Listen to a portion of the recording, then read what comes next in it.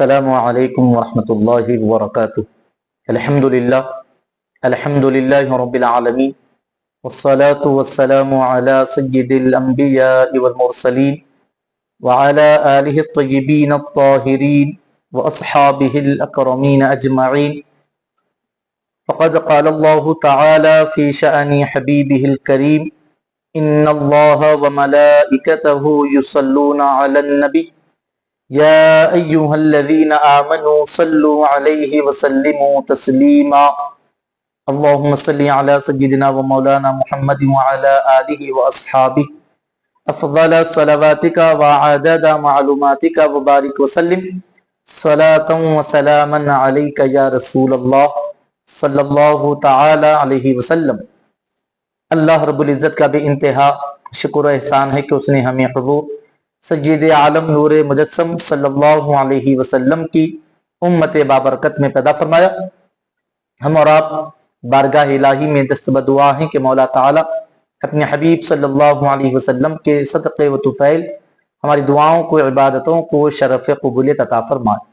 محترم ناظرین کرام، بزم طلباء قدیم و محبان جامع نظامیہ جدہ کی جانب سے ہفتہ واری یہ ہمارا پروگرام درس ہشت بہشت راہ سلوک و تزکیہ نفس کے نام سے آپ کی خدمت میں پیش کیا جاتا ہے، جس میں ہم خواجگان چشت کے مبارک ملفوظات سے استفادہ کرتے ہیں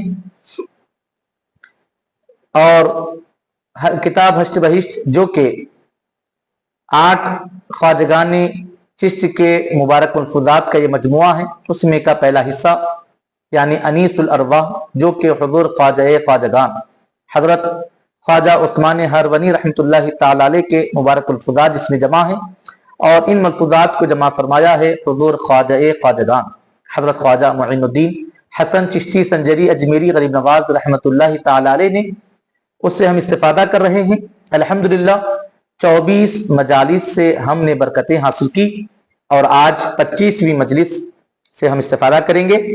حضور غریب نواز رحمۃ اللہ تعالی علیہ ارشاد فرماتے ہیں کہ مجلس بیست و پنجم سخن در باب درویشان افتاد بود۔ غریب نواز فرماتے ہیں کہ 25ویں مجلس درویشوں سے متعلق بیان ہوئی، یعنی اس 25ویں مجلس میں حضور خواجہ عثمان ہرونی علیہ الرحمہ نے درویشوں سے متعلق گفتگو فرمائی۔ ان درویش ہوتا کیسے ہے، درویش کہتے کس کو ہیں، درویش میں کیا خوبیاں ہونی چاہیے، اور درویش کیا احترام کرنے والے، ان کی قدر کرنے والوں کے لیے کیا اجر و ثواب ہے، آپ نے اس مجلس میں بیان فرمایا ہے۔ اس سے پہلے کہ ہم حضرت کے مبارک ملفوظات سے استفادہ کریں، درویش نام سے متعلق کچھ ضروری تفصیلات آپ کی خدمت میں عرض کی جاتی ہیں کہ دیکھیں، سب سے پہلے تو درویش یہ دال پر زبر کے ساتھ اس کے معنی ہے کہ در پہ پڑا رہنے والا، کسی در سے وابستہ ہو جانے والا۔ عرف عام میں صوفی فقیر جن کو کہا جاتا ہے، یہ کسی بھی در سے وابستگی اختیار کرنے والے کو درویش کہا جاتا ہے، اور عوامی طور پر اسی لفظ کو تھوڑا سا بگاڑ کر بھی، تھوڑا سا بدل کر بھی کہا جاتا ہے، بجائے درویش کے درویش بھی کہا جاتا ہے۔ درویش کے معنی تو آپ نے سنے کہ وہ جو در پہ پڑا رہے، کسی در سے وابستگی اختیار کرے، کسی در سے تعلق کو جوڑے رکھے، اس کو درویش کہا جاتا ہے۔ اب اگرچہ کہ درویش یہ یوں تو کوئی معروف لفظ نہیں ہے، لیکن لوگوں نے اس کو دال پہ پیش کے ساتھ یعنی درویش اس لفظ کا استعمال کیا، تو بزرگوں نے اس سے بھی اچھے معنی اخذ کیے۔ فرماتے ہیں کہ در کے معنی کسی کا مقام، کسی کا مکان ہے، کسی کی جگہ ہے، اور در کے معنی موتی ہیں، تو درویش کہو تو اس کے معنی یہ ہوں گے وہ شخص جو کسی در سے وابستگی اختیار کرتا ہے، کسی در سے تعلق کو جوڑ لیتا ہے۔ تو وہیں اگر اس لفظ کو درویش پڑھا جائے تو اس کے معنی یہ ہوں گے کہ وہ شخص جو اللہ اور اس کے رسول کی رضا و خوشنودی اور اللہ اور اس کے رسول کی بارگاہ میں مراتب اور منازل کی موتیوں کو چننے والا مراد ہوگا۔ بہرحال اصل لفظ تو یہ درویش ہے۔ اس سے علاوہ ایک اور لفظ بھی صوفیاء کرام کے نزدیک بڑا معروف ہے، وہ ہے در آویز۔ दरवेश वो जो दर पे पड़ा रहे, दुर्वेश वो जो अल्लाह उसके रसूल की रजा खुशनुदी के मोतियों को चुनने वाला, और दर आवीज के माना होंगे वो जो दर से चिमटा रहे, किसी दर पर मजबूती के साथ जमा रहे, दर से दूरी इख्तियार करने वाला ना हो, एक ही दर से वाबस्तगी रखने वाला हो, मजबूती के साथ ताल्लुक को जमाए रखने वाला हो, इसको दर आवीज कहा जाता है। अब बुजुर्गों की ने इसी वजह से इरशाद फरमाया कि आदमी को एक दर से वाबस्तगी रखनी चाहिए और हर हालत में उसी दर से अपनी हाजतों को जुड़े रखना चाहिए।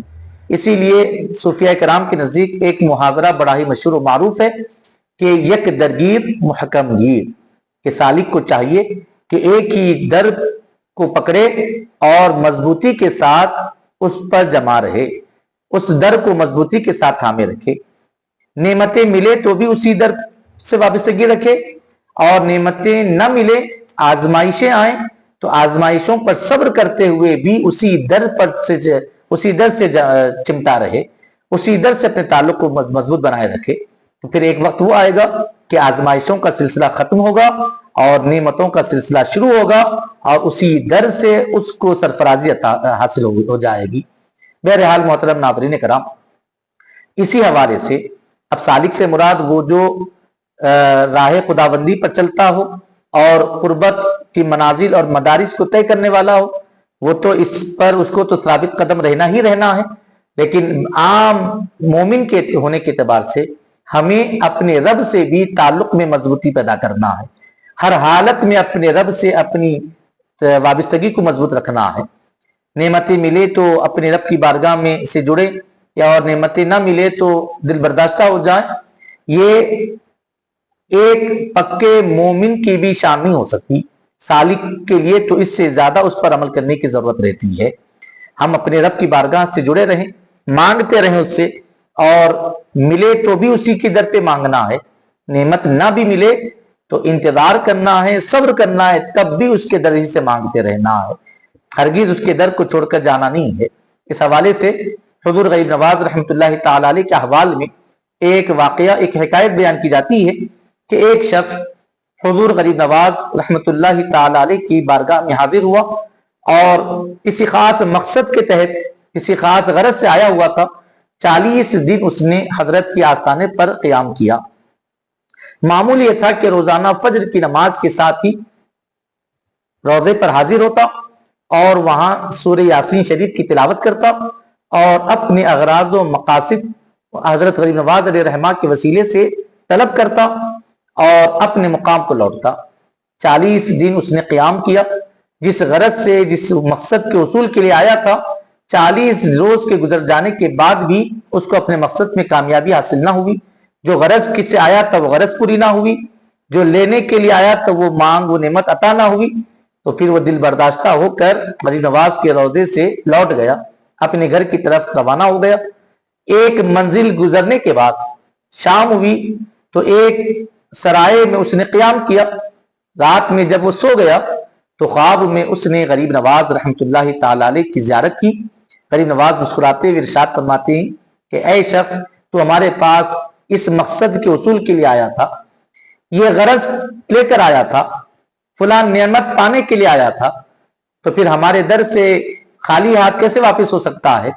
लो, हम वो नेमत देने के लिए आए। ये कहकर वो नेमत आपने ख्वाब में उस शख्स को अता फरमा दी।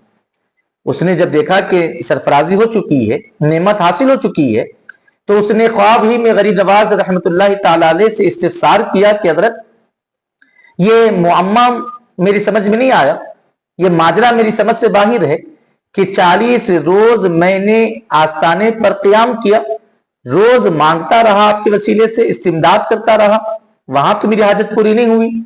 और जब मैं मायूस होकर लौट गया कि अब मुझको मेरी मुराद शायद पूरी नहीं होगी, तो आप बनफ्से नफीस ख्वाब में तशरीफ लाकर मुझको सरफराज फरमाते हैं। अगर मेरे लिए नेमत मुकद्दर हो चुकी थी तो जब मैं वहां क़याम किया हुआ था तब अता क्यों नहीं हुई? और जब मैं महरूम ही रहने वाला था तो फिर ये सरफराजी की वजह क्या? गरीब नवाज रहमतुल्लाह ताला अलैह ने मुस्कुराते हुए जवाब दिया, इरशाद फरमाया कि ऐ शख्स, तू जिस गरज से आया था वो गरज का देने का इरादा तो पहले ही दिन हो चुका था, लेकिन हमने तुझे उस नेमत से इसलिए रोके रखा क्योंकि तेरा फजर की नमाज के बाद हमारे रोजे पर आकर सूरह यासीन शरीफ की तिलावत करना, ये तेरी अदा हमें बहुत पसंद थी। हम चाहते थे कि ये सिलसिला चलता रहे, रोज तू यूं ही आता रहे, सूरह यासीन शरीफ की तिलावत करता रहे। तेरी ये अदा हमें भा गई थी, इसी खातिर हमने तुझे नेमत व गरज तेरी पूरी नहीं की, क्योंकि अगर पहले ही दिन या दूसरे ही दिन तुझे तेरी नेमत तेरा मकसद मिल जाता तो उसके दूसरे ही रोज तू वहां से रुखसत हो जाता और हमें तेरी वादा सूरह यासीन शरीफ की तिलावत का सुनने से हम रह जाते। हमने चाहा कि तुझे रोके रखें नेमत से ताकि तू हमारे दर पर रुका रहे। तुझे नेमत से रुके रखेंगे तो तू दर पे रुका रहेगा। तुझे दर पे रोके रखने के लिए हमने नेमत से रोके रखा है। और जब तूने अज़्म मुसम्मम कर लिया, पक्का इरादा कर लिया कि अब लौट जाना है, तो हमें तुझे अपने दर से खाली हाथ लौटाना भी गवारा नहीं हुआ, इसीलिए हमने तुझे आकर सरफराज कर दिया है। देखा नाज़रीन कराम, बसा औकात होता ये है कि हमें हमारी हाजत पूरी नहीं मिलती, हमारी गरज पूरी नहीं होती, तो हम ये दिल बर्दाश्ता हो जाते हैं, बल्कि मायूस हो जाते हैं। जबकि मायूस होना कुफ्र है। मायूसी से आदमी को बचे रहना चाहिए। अपने मौला से अपने ताल्लुक में कभी वाक़ई नहीं होनी चाहिए। मिल जाए तो शुक्र अदा करेंगे, ना मिले तो बुजुर्गों की तालीम यही है कि ना मिलने पर भी उसको शुक्र अदा करना है। सवाल किया गया कि मिलने पर शुक्र करना, तो बात समझ में आती है क्योंकि नेमत मिली है और नेमत के मिलने पर शुक्र अदा होना चाहिए, लेकिन नेमत ना मिलने पर शुक्र किस बात का? तो बुजुर्गों ने जवाब दिया कि सुनो, नेमत मिल गई तो मतलब ये है कि तुम्हारी ख्वाहिश पूरी हुई है, तुम्हारी मर्जी पूरी हुई है, और नेमत से तुम रुके हुए हो, इसका मतलब ये है कि मौला की मर्जी पूरी हो रही है। और तुम्हारी मर्जी के पूरे होने से बेहतर है कि मौला की मर्जी पूरी हो जाए। अभी आपने सुना नहीं कि गरीब नवाज रहमतुल्लाह अलैह ने क्या फरमाया कि हमने तुझे नेमत से इसीलिए रोके रखा ताकि तू हमारे दर पर रुका रहे। तुझे दर पे रोके रखने के लिए हमने तुझे नेमत से रोके रखा था। तो मालूम क्या हुआ कि अगर नेमत मिल जाती है तो ये तो उसका फजल है, और अगर नेमत हमसे रुकी रहती है तो इसका मतलब ये है कि मौला ताला हमें अपने दर पर रोके रखना चाहता है। वो हमें बार बार उसके दर पर हाजिरी को पसंद फरमाता है। हमारा उसकी बारगाह में हाथ उठाना उसको पसंद आ गया होगा, हमारा उसकी बारगाह में जो दुआया जुमलों का अदा करना उसको भा गया होगा, हमारा मिन्नत और समाजत करना, लजाजत के साथ उसकी बारगाह में मांगना, कभी आंसू का बहाना, कभी दिल गिरविदा हो जाना, कभी उसकी बारगाह में रोती सूरत लेकर अल्लाह की बारगाह में दुआ और मनाजात करना। अल्लाह रब्बुल इज्जत को शायद कोई अदा पसंद आ गई होगी और अल्लाह रब्बुल इज्जत उसी अदा की वजह से हमें अपने दर पर रोके रखना चाहता है। कभी तो नेमत के मिलने में ताखीर होती है, लेकिन अगर बंदा जल्दबाजी दिखाता है तो फिर मौला ताला उसको नेमत तो अता कर देता है, लेकिन ये बात भी अच्छी तरह जान ले कि नेमत मिल जाए लेकिन रब का दर छूट जाए तो वो नेमत हमारे किस काम की? नेमत तो वो नेमत चाहिए कि नेमत मिले भी और रब का दर पर हाजिरी भी बरकरार रहे, दर से वाबस्तगी भी बरकरार रहे। और ऐसे को ही दरवेश कहा जाता है जो नेमत लेकर टलता नहीं है। नेमत ना मिले तब भी नहीं टलता, नेमत मिल जाए तब भी नहीं टलता। दोनों हालतों में दर पर जमा रहता है, दर से चिमटा रहता है, दर पर पड़ा रहता है। नेमत मिल जाए तो शुक्र अदा करते हुए पड़ा रहता है, ना मिले तो सब्र करता हुआ पड़ा रहता है। हर हाल में अपने रब का दर को नहीं छोड़ता, अपने महबूब के दर को छोड़ने वाला नहीं होता। इसी को तो दरवेश कहा जाता है। जो दर दर फिरता रहे ये भी दरवेश नहीं कहलाता। जो नेमत की गरज से आए, नेमत के मिलने के बाद चला जाए, ये भी दरवेश नहीं होता। या फिर ना मिलने पर मायूस होकर लौट जाए, इसको भी दरवेश नहीं कहते।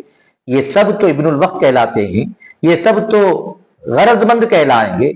दरवेश वो होता है जो हर हाल में अपने माबूद, अपने रब के दर पर पड़ा रहता है, अपने महबूब के दर पर पड़ा रहता है कि नेमत मिले तब शुक्र अदा करते हुए पड़ा रहे, नेमत ना मिले तो भी सब्र करते हुए पड़ा रहे।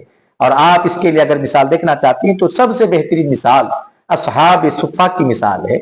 आप देखें ایک مرتبہ در مصطفیٰ صلی اللہ علیہ وسلم پر آ گئے تو ایسے آ گئے کہ نعمت ملتی ہے، ٹکڑا نصیب ہوتا ہے تو شکر ادا کر کے بھی مصطفیٰ کے در پر پڑے ہوئے ہیں، اور اگر آزمائشیں آتی ہیں تو صبر کرتے ہیں تب بھی مصطفیٰ جان رحمت صلی اللہ تعالی علیہ وسلم کے در پر پڑے رہتے ہیں۔